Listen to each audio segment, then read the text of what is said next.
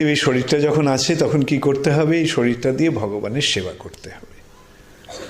ভগবানের সেবা যদি না করা হয় তাহলে এই শরীরটা একটা দুঃখ ভোগের যন্ত্ররূপে পরিণত হবে এবং এইভাবে আমরা জড়জগতের বন্ধনে আবদ্ধ হয়ে থাকব। তাই নয় কি? শুনতে খারাপ লাগছে না তো?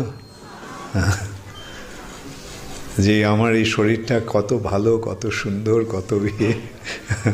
এখন এই সম্পর্কে মহারাজ বলছেন যে এটা আমার নয়, এটা দুঃখ ভোগের যন্ত্র।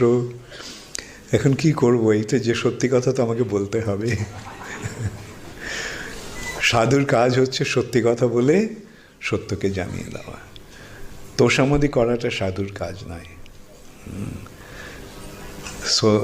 অতএব এই শরীরের বন্ধন থেকে মুক্ত হওয়ার চেষ্টা করতে হবে। তো এখন যারা ভক্ত তারা এই শরীরটাকে ভগবানের সেবায় নিযুক্ত করেন, আর যারা ভক্ত নয় তারা কি করে? এই শরীরের মাধ্যমে জড়জগৎটাকে ভোগ করার চেষ্টা করে। কিন্তু যতই আমরা ভোগ করার চেষ্টা করি না কেন, আমরা দুঃখ ছাড়া আর কিছুই পাবো না।